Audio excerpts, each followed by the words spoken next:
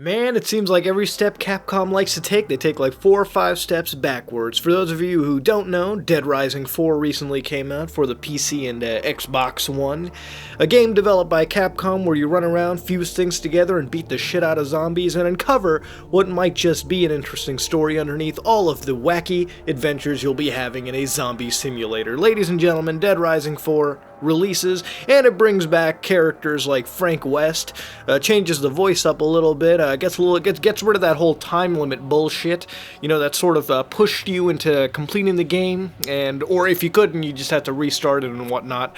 But a lot of fans are a little critical of it, and I'm not going to make a video on that. Frankly, I really couldn't, just because I'm not that big of a Dead Rising fan. I think the most I've ever played of Dead Rising is probably 3, and then moving on to 1, 2 a little bit, but I've never been the one to really get into Dead Rising, just because there were far more other games for me to get into, and Dead Rising just didn't happen to be one of them. But one thing that I will talk about is Dead Rising 4's $15 true ending DLC. So for those of you who don't know, Dead Rising 4 has come out, and it comes out with a season pass, like every game out there pretty much.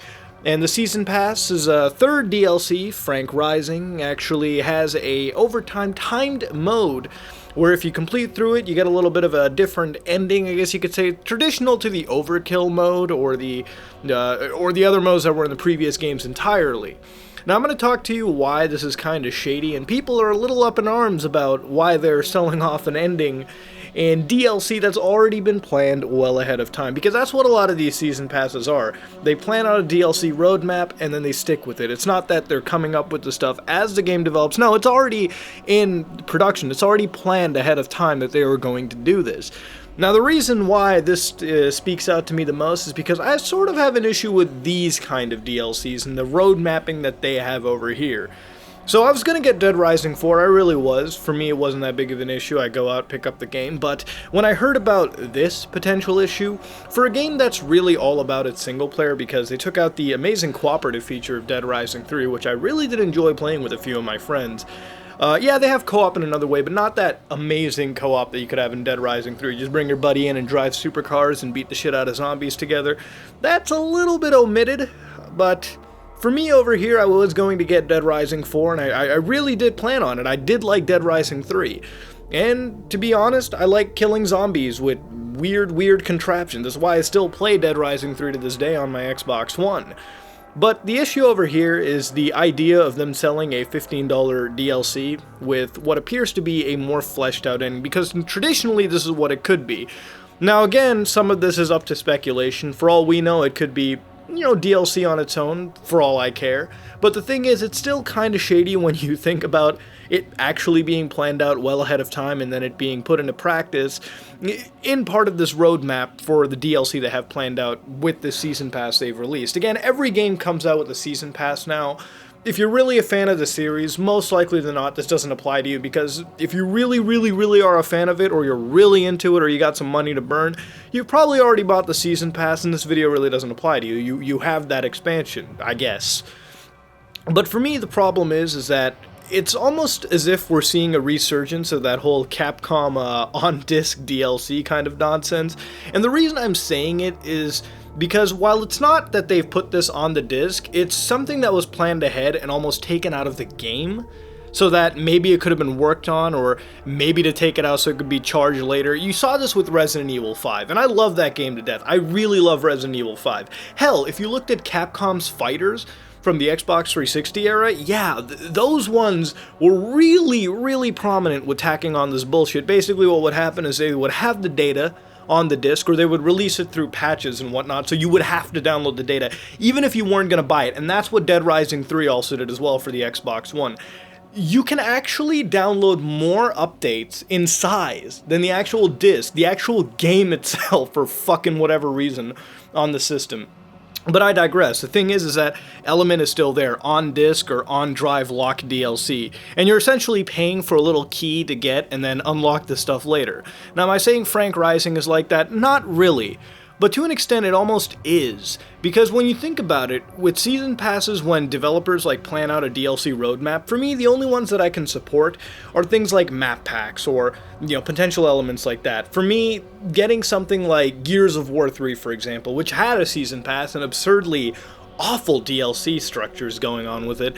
I still did enjoy getting them Season Pass later, excuse me for my phone. I did enjoy getting that Season Pass much later because it came with a bevy of map packs. It came with a amazing little extension to the campaign, a little side story, so you could say, which did not feel like it could even be in the game at time of development, just because at that time, during that era of video games, Gears 3, games were packed full of content, as much as they were, and then shipped out, and you could sort of unlock things. Yeah, you could buy things outright here and there, but they had some things for you to go unlock. Nowadays, video games are sort of like, we're gonna sell you cheats instead of you unlocking or discovering them on your own, almost.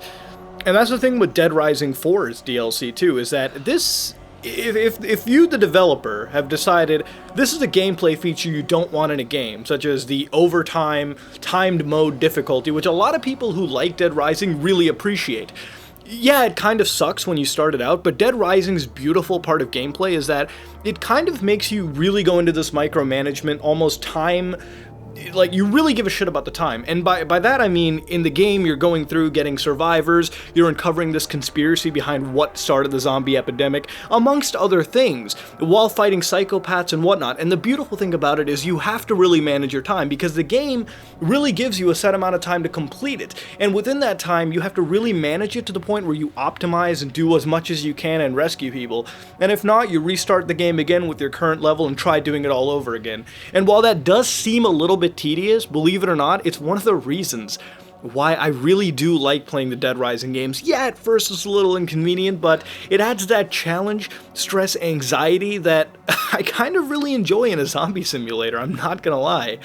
And yeah, it off-puts some people, and sometimes you have to casualize a game so more people can get into it. But at that point, for this at least, getting rid of a time difficulty almost amounts to them just changing the difficulty a little bit. It's kind of what they did with Dead Rising 3's Nightmare mode, because the core game was almost completely timeless. Like, you could really get through a lot of stuff because the time limit was so loose. But you crank on that difficulty mode from the beginning, and that thing would be traditional Dead Rising. Save points, you would need to use them. No autosave bullshit. You would literally have 3 days to finish the game. It was pretty hectic, let me tell you. It was actually, it was basically classic Dead Rising, and all they had to do was flip on a difficulty switch. Now you don't do that anymore. Now you get that thing sold to you for $15, and it's not so much the story that I'm really triggered by. It's the fact that you have a potential level of gameplay here that you said that you couldn't really pull off, right? Or not that you couldn't pull off, that you had a different idea for this game, but then you go off months later and sell it back to players for $15. It's kind of shady, very shady, and almost offensive to your core community. Because what this kind of a practice does, and I don't understand why Capcom never gets it, is that it just kills or delays sales entirely. For example, I would love to get Dead Rising 4. Really, I would. I think it's a game that I could really put a lot of hours into when I have some downtime from work and just really get in and bash some skulls in, or like fucking go on a zombie massacre. But I can't get it, alright, because I don't want to support the whole DLC practice. I'm probably going to pick it up when it goes on the Apocalypse Edition, or like a Game of the Year version with all the DLC bundled in. And even then, will I still have enough interest by then when there's so many other games on the market at that point? Maybe not. Maybe they've lost a sale, and it's not just me that they've lost, it could potentially be other people. And honestly, for hardcore gamers, such as my friend Connor, for example, it puts him on edge to buy Dead Rising, because he's probably one of the biggest Dead Rising fans that I know. But he feels a little shitty about this. He feels like this is some bullshit being tacked on, and it kind of is. So you alienate your hardcore fan base, you piss off the fan base that's a little lukewarm like me that'll probably pick it up, and then what do you have left? You're just killing off sales or delaying it. If you start pulling bullshit DLC tactics like this, for me, downloadable content is introducing new levels, new elements of gameplay. New elements in the sense that elements that are exclusive, elements that you're toying around with, adding in, that'll potentially be built up in the later games, not taking out a core functionality of what was in the previous titles and then shitting it out later on for people to buy just because you want to casualize the game a little bit, I assume, first. It's just a weird thing that Capcom does. And look, Capcom's grown up a fair bit from what it last was with the RE5s and the fucking disc lock content of Street Fighter. It's gotten better, but at the same time, it's also seeming like they're gonna go back to their old practices anyways. I know Resident Evil 7, I'm hoping it'll be good. They've said that it won't have any microtransactions or anything like that. I hope that game will be good. And if Capcom can keep that level of consistency with all their other titles, I think they can come back. I really think they can. But at this point, if you continue to do the bullshit where you don't listen to the fan base properly, that really does support your games, and you start doing cost-effective DLC chopping up that you used to do in your previous games on today's generation, then you're going to dig yourself back into the same hole. It takes a lot to build up a brand, right? It takes a lot to really do that. For example, it takes years for a brand to build up. Look at Super Mario, for example. You could tack that on to anything at this point and it would sell, it would download, it would go viral. Pokemon, Zelda, you could do it with Halo, you could do it with anything. Do you know why? Because those are brands that have been established.